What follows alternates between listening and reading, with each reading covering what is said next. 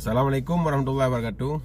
Saya sebagai masyarakat Aceh menanggapi tentang isu yang beredar di media tentang uang 1,6 triliun yang konon katanya uang itu dibagi ada beberapa daerah Sumatera dengan Aceh, mungkin lebih banyak Aceh sekitar 800 miliar. Makanya video ini saya khususkan kepada Bapak Menteri Pertanian, Bapak Imran. Saya jujur, saya kagum kepada Bapak yang selalu kerja keras demi rakyat.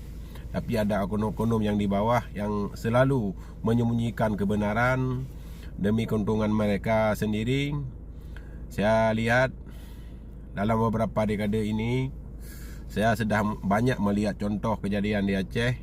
Seperti Bapak Menteri SDM, Pak Bahlil, dulu dia mendengar cerita pada oknum-oknum bawahannya listrik sudah 100%, padahal waktu itu 20% pun belum ada. Tapi mereka menyampaikan kepada pimpinan negara kita, Pak Presiden, di Aceh sudah 100%, padahal itu tidak ada. Ini banyak di negara kita yang jadi penjilat. Saya mohon kepada Bapak, mohon dijelaskan dan diaudit dana yang sekian yang sudah Bapak berikan kepada Aceh. Menurut kacamata saya, uang itu dikelola oleh Saker, tidak langsung masuk ke kas daerah.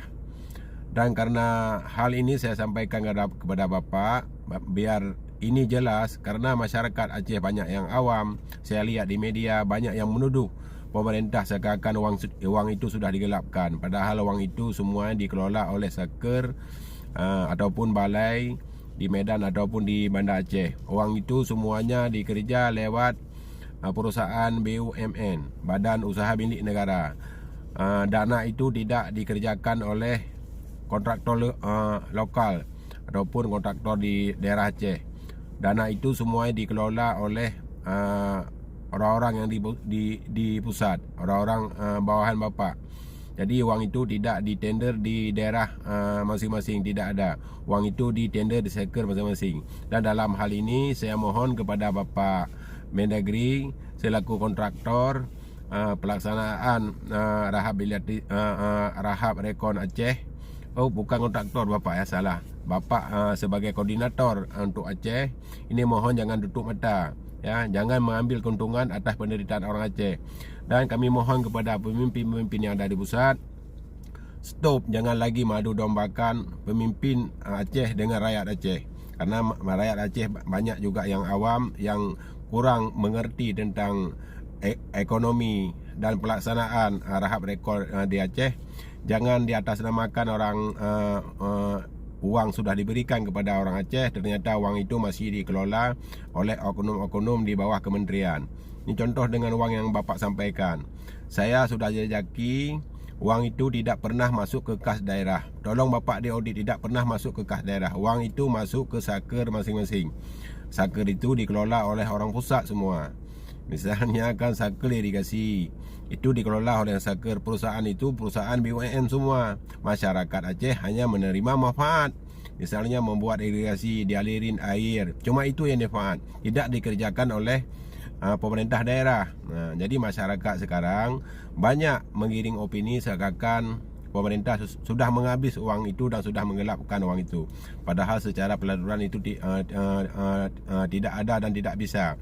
Uang itu harus ditender, dan tender pun bukan dilakukan oleh pemerintah daerah, tapi dilakukan oleh Saker masing-masing.